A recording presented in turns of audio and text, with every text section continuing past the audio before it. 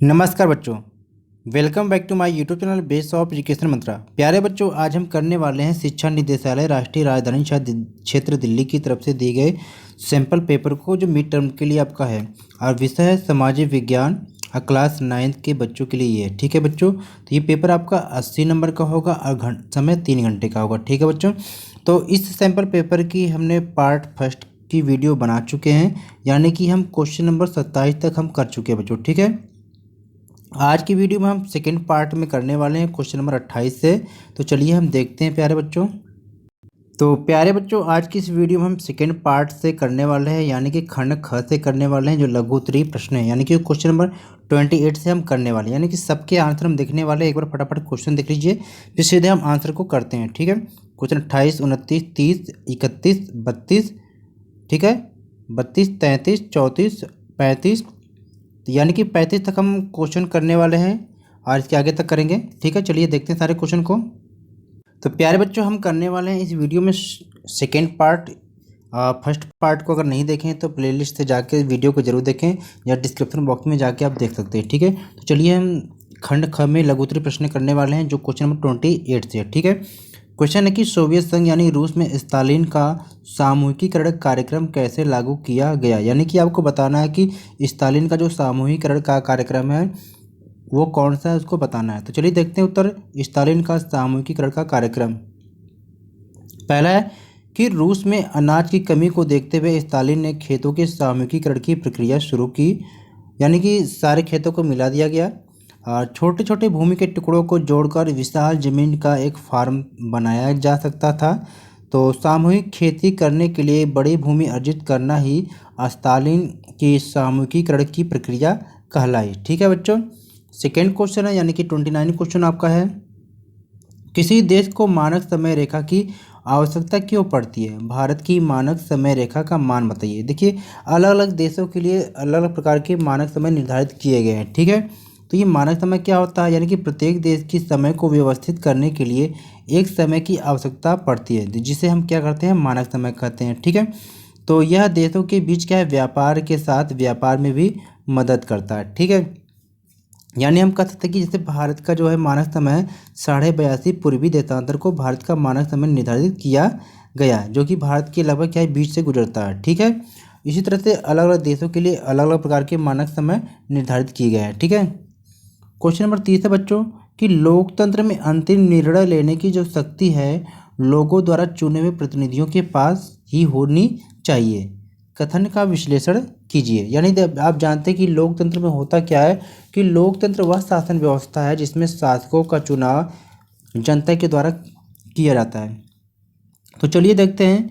तो लोकतंत्र शासन का एक ऐसा रूप है जिसमें जनता क्या करती है, शासकों का चुनाव करती है और शासक ही सारे प्रमुख फैसले लेते हैं। यानी जनता अपने नेता को चुनती है, अपने प्रतिनिधि को चुनती है, जिसके द्वारा सरकार बनाई जाती है और जो प्रमुख फैसले उनके द्वारा लिया जाता है। ठीक है, सेकेंड पॉइंट में लिखेंगे कि चुनाव लोगों के लिए निष्पक्ष अवसर और विकल्प उपलब्ध कराता है ताकि वे चाहे तो मौजूदा शासकों को बदल सके। देखिए, चुनाव के द्वारा क्या होता है, एक स्वतंत्र और निष्पक्ष होता है चुनाव, और काफ़ी विकल्प देता है कि अगर कोई भी प्रतिनिधि सही प्रकार से काम नहीं करता है तो हम उसे बदल सकते हैं। ठीक है, एक लोकतांत्रिक देश में कार्यपालिका के दो हिस्से होते हैं। एक तो होता है कि जनता के द्वारा चुना जाता है, ठीक है, खास अवधि तक के लिए निर्वाचित होता है, जिसको हम क्या कहते हैं, राजनीतिक कार्यपालिका कहते हैं। ठीक है, ये राजनीतिक व्यक्ति होते हैं जो बड़े फैसले करते हैं।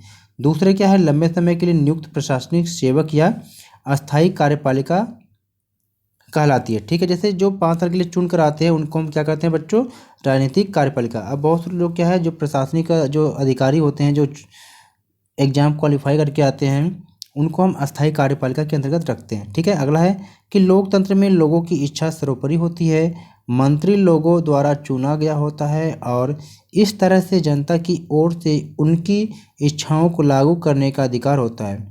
वह अपने फैसले के नतीजों के लिए लोगों के प्रति जिम्मेदार होता है। ठीक है, और एक क्वेश्चन नंबर 30 का अथवा है, या तो वो क्वेश्चन करिए या तो ये करिए। ठीक है, स्वतंत्र एवं निष्पक्ष चुनाव लोकतंत्र की एक आवश्यक शर्त है। तो कथन का विश्लेषण आपको करना है। तो चलिए देखते हैं।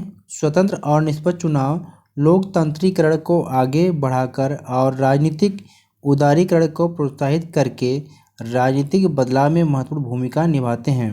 शांतिपूर्ण लोकतांत्रिक राजनीति परिवर्तन को बढ़ावा देने में मदद करते हैं, जिससे स्थिरता और समृद्धि में वृद्धि होती है। ठीक है, यानी देखिए कुल मिलाकर ये कहा जा सकता है बच्चों की स्वतंत्र और निष्पक्ष चुनाव ही क्या है, लोकतंत्र की एक आवश्यक शर्त है। देखिए किसी भी देश में अगर चुनाव होता है, अगर स्वतंत्र होता है, निष्पक्ष होता है, तो वहाँ पर क्या है, लोकतंत्र जो क्या है, बहुत अच्छी प्रकार से शासन व्यवस्था होगी। यानी कि लोकतंत्र का सरकार जहाँ पर है तो वहाँ पर चुनाव क्या स्वतंत्र और निष्पक्ष होना चाहिए। ठीक है, क्वेश्चन 31 है बच्चों कि आर्थिक क्रियाओं से आप क्या समझते हैं। आर्थिक क्रियाओं को कितने वर्गों में विभाजित किया गया है, उदाहरण सहित आपको बताना है।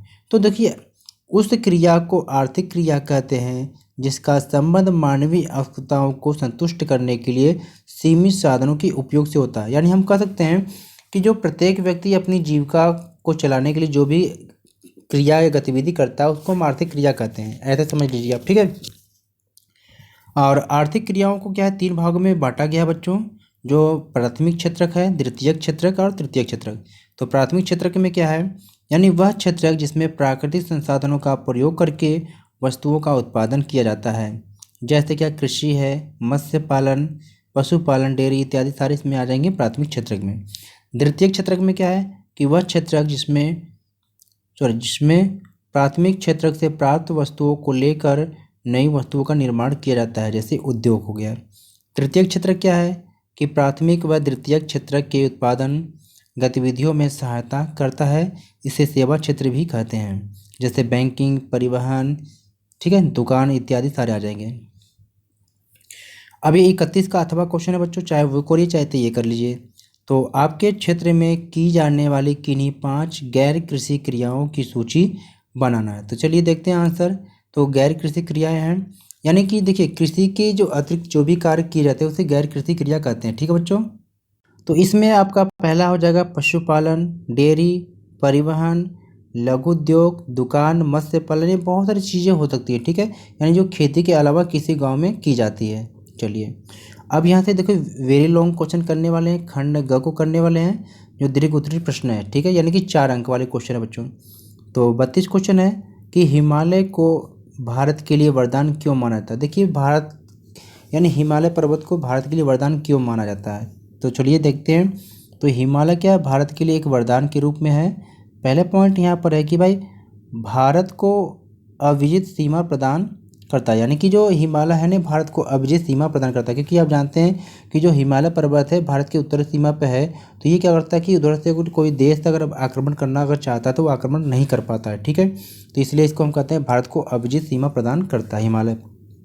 दूसरा है कि मानसूनी हवाओं को रोककर भारत में वर्षा का कार्य बढ़ता है। जैसे जब मानसूनी हवाएं इधर से चलती हैं तो उसको रोककर क्या है वहाँ पर वर्षा कराने का ये काम करता है। ठीक है, तीसरा है कि सदा नीरा नदियों का एकमात्र स्रोत। आपने देखा कि बहुत सारी जो नदियाँ होती है हिमालय पर्वत से निकलती हैं, तो ये एक प्रकार से नदियों का ये स्रोत है। ठीक है, चलिए प्राकृतिक संसाधनों का अक्षय भंडार, यानी कि बहुत सारी जो प्राकृतिक संसाधन वो हिमालय पर्वत पे पाए जाते हैं। ठीक है, अगर कि सुंदर घाटियों और स्वास्थ्यवर्धक आश्रय स्थल, यानी कि आप जानते हैं कि हिमालय पर्वत है उसके आसपास जो बहुत सारी सुंदर घाटियाँ होती हैं या स्वास्थ्यवर्धक आश्रय स्थल होता है। ठीक है, और ये अथवा वाला क्वेश्चन है बच्चों, चाहे वो करिए चाहे तो ये कर लीजिए। ठीक है, तो इसमें क्या है कि प्रायद्वीपीय भारत की विशेषताओं का वर्णन करना है। चलिए देखते हैं कि प्रायद्वीपीय भारत की विशेषताएं हैं। तो यह प्राचीनतम भूभाग, यानी कि ये जो भारत का पार्ट है तो इसे क्या करते हैं प्रायद्वीपीय भारत। तो यह प्राचीनतम भूभाग गोंडवाना भूमि का एक हिस्सा था जो एक मेज की आकृति वाला स्थल है। ठीक है, तो इसकी आकृति त्रिभुजाकार है। देखिए ये आकृति है ना त्रिभुजाकार, तो इसे दक्षिण का पठार भी कहते हैं। तो दक्षिण पठार के पश्चिमी तथा पूर्वी किनारे पर क्रमशः पश्चिमी घाट तथा पूर्वी घाट कहलाते हैं। प्रायद्वीपीय पठार की एक विशेषता यहाँ पाई जाने वाली काली मृदा है, जिसे दक्कन ट्रैप के नाम से भी जानते हैं। यानी कि देखिए प्रायद्वीपीय भारत को एक तरह से बहुत सारी चीज़ें कह सकते हैं, यानी कि एक खनिज संसाधन है और बहुत ज़्यादा पाए जाते हैं। ठीक है, चलिए आगे देखते हैं। 33 क्वेश्चन है कि भारतीय संविधान सभा के सामने प्रमुख चुनौतियां कौन कौन सी थी और उनका सामना उन्होंने किस प्रकार से किया। तो यहाँ पर हम देखते हैं कि भारतीय संविधान सभा के सामने जो प्रमुख चुनौतियां हैं, पहला इसमें है कि विभिन्न विचारधाराओं व हितों को में समन्वय, यानी देखिए सभी यहाँ पर भारत जो है ये विविधताओं वाला देश है, यहाँ पर अलग भाषा धर्म के लोग रहते हैं, तो संविधान निर्माताओं के सामने एक चुनौती थी कि हमें किस प्रकार के संविधान का निर्माण किया जाए जिसमें सभी लोगों को बराबर का अधिकार मिल सके और टकराव आपस में न होने पाए। ठीक है, तो कहने की विकास का उचित मार्ग चुनने की, अल्पसंख्यकों को राष्ट्र की मुख्य धारा में जोड़ने की, सांप्रदायिकता से जुड़ने की, राष्ट्र की एकता और अखंडता की चुनौती, लोकतंत्र का कौन सा मॉडल स्वीकार किया जाए या संविधान का मूल स्वरूप कैसा हो। यानी ये सारी चुनौतियां थी कि किस प्रकार भारतीय संविधान का निर्माण किया जाए। और इसके समाधान में आप लिख लीजिएगा बच्चों कि भारतीय संविधान के जो चुनौतियां थी उसमें समाधान का मतलब ये था कि यहाँ पर क्या अलग अलग धर्मों के लिए क्या है एक ही,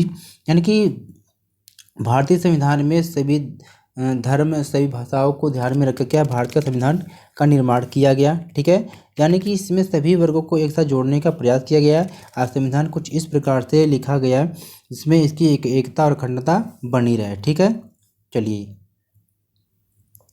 क्वेश्चन 34 था बच्चों कि शिक्षित बेरोजगारी की प्रमुख समस्या को दूर करने हेतु शिक्षा व्यवस्था में कुछ सुधार के उपाय समझिए। यानी देखिए आज इस प्रकार की शिक्षा व्यवस्था इस प्रकार से है कि आप देख पा रहे होंगे बहुत सारे लोग ऐसे हैं कि जो शिक्षित होने के बाद, पढ़े लिखे होने के बाद भी उनको क्या है नौकरी नहीं मिल पा रही है। तो हम कहीं ना कहीं कह सकते हैं कि भारतीय शिक्षा व्यवस्था में कुछ कमियां हैं। तो शिक्षा व्यवस्था में कुछ इस प्रकार से सुधार किया जाए कि जो पढ़े लिखे व्यक्ति हैं वो अपने क्या है रोजगार यानी अपने पैरों पे खड़ा हो सके, यानी अपने परिवार को चलाने के लिए कुछ न कुछ काम कर सके। ठीक है, तो देखते हैं कि शिक्षित बेरोजगारी दूर करने के लिए शिक्षा व्यवस्था में क्या सुधार जरूरी है। तो इसमें यह कि व्यवसाय एवं तकनीकी अध्ययन पर जोर देना चाहिए, प्रशिक्षण सुविधाओं का प्रसार होना चाहिए, सशक्त शिक्षा हो, रोजगार के नवीन अवसर उत्पन्न कराए जाए, शिक्षित व्यक्तियों को प्राथमिकता दी जाए, जनसंख्या वृद्धि पर भी नियंत्रण किया जाए, भूमि सुधार कार्यक्रमों का क्रियान्वयन किया जाए, ग्रामीण औद्योगिकरण को प्रोत्साहन दिया जाए, लघु एवं कुटीर उद्योगों का विकास हो, शिक्षा को व्यवहारिक रूप प्रदान किया जाए। ठीक है, क्वेश्चन 35 है कि फ्रांसीसी क्रांति से निकले विचारों का उल्लेख कीजिए जो आने वाले समय में दुनिया के लिए एक आदर्श साबित हुई। तो इसमें बहुत सारी है, आपने सुना होगा कि स्वतंत्रता, समानता, बंधुत्व, लोकतंत्र की भावना। ठीक है, तो चलिए देखते हैं आंसर कि फ्रांसीसी क्रांति एक विश्वव्यापी चरित्र को लिए हुई थी। क्रांतिकारियों ने 1789 में मनुष्य तथा नागरिक अधिकारों की घोषणा की जिसके तहत कहा गया कि जन्म से समान पैदा होने के कारण सभी मनुष्यों को समान अधिकार मिलना चाहिए और यह सभी देशों के लिए, सभी मनुष्यों के लिए, सभी समय के लिए और उदाहरण स्वरूप सारी दुनिया के लिए है। ठीक है, आगे देखेंगे कि फ्रांसीसी क्रांति ने विश्व के लिए निम्न विरासत को छोड़ा।